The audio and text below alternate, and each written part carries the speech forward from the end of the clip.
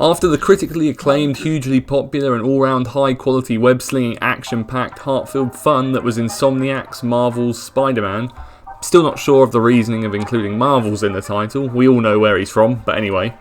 It seems only right that Miles would carry on the adventure and lead us into the next generation of gaming. A generation that has already begun with very limited stock, confusing pre-order structuring, and external intervention with the ongoing global pandemic, which we're also sick of hearing about and living in. Living in the UK means the PS5 currently isn't available until later this week. However, the games are already releasing just to spite and tantalise those lucky enough to get a pre-order in time. I, unfortunately, at time of writing, haven't managed to secure mine at all, but luckily the kind folks at Insomniac decided to bring Miles' first solo outing to the PS4 as well. There was no way I was going to miss the day one release of this, especially after the 2018 game was my favourite of the year alongside God of War, and easily my favourite comic book game alongside Batman, Arkham Asylum and Arkham City.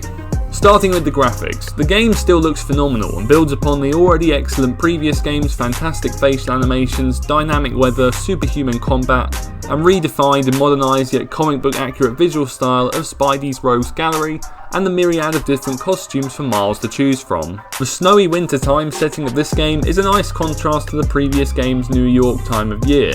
The golden lighting of the sun and Miles' new dynamic electricity-fueled combat animations both stand out against the wintry backdrop and light up the screen. It's clear that Insomniac are teetering on the next generation technology even for this PS4 version, and what an added bonus is that when those who own the PS4 version do make the leap into the next generation, a free upgrade is included.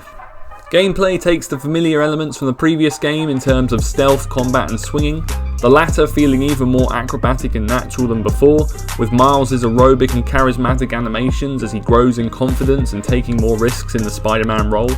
The difference between Peter's more established and certain natural approach is definitely noticeable. Yet Miles brings his own personality and flavour with air rolls and the use of his venom powers to achieve faster air movement, very similar to that of Infamous and Prototype.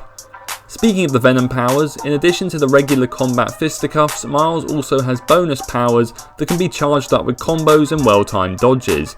These make for an added gameplay element as they cause electrical devastation, can take down shielded enemies or send them flying across the arena. New gadgets include hologram dummies to take on enemies and electrified mines to stun them. The stealth encounters are more challenging and interesting I feel here than before. Miles has a cloak ability that is a huge advantage when encounters go sideways, however jetpacked and cloaked at detecting enemies work to balance this out, and the various different approaches to distraction and positioning of attack are just as solid as before. The story is substantially shorter than its predecessor and main game influence, similarly to that of Uncharted The Lost Legacy or Dishonored Death of the Outsider. I beat the main story in around 6 hours or so, possibly less, and cleared up all the side activities in another 3 to 4 hours. So really there is a solid amount of content here for a spin-off game. The story is engaging and has some excellent blockbuster sequences, as well as some effective dramatic and emotional beats. The personal and family focused edge shines through, with us spending a lot of time with Miles' family and friends. Making the decision for Peter to leave New York is a strong motivation for Miles to learn, improve and step up in the role, as well as having to gain New York's trust and respect, which is well executed as the plot progresses and really adds to the sense of community that the game achieves.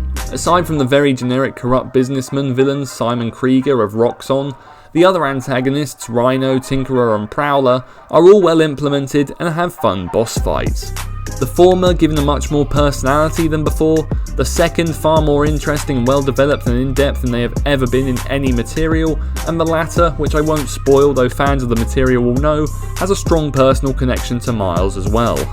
A few of the side missions also add to the story and characters, the most impactful and unique being the surprisingly emotional scavenger hunt left by Miles' late father and the Prowler sound recording challenge, as well as the mixture of training activities left by Peter in hologram mode that help build him and Miles as a friendship, and the fact that Peter relishes the mentor role and passing the torch on to someone else in the future.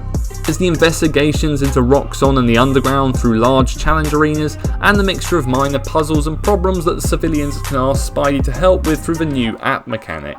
As for negatives, the game can be a little bit choppy at times in terms of frame rate, and I had a few instances of graphical pop-in, and having seen the PS5 gameplay and cutscenes, there is quite a noticeable difference at times.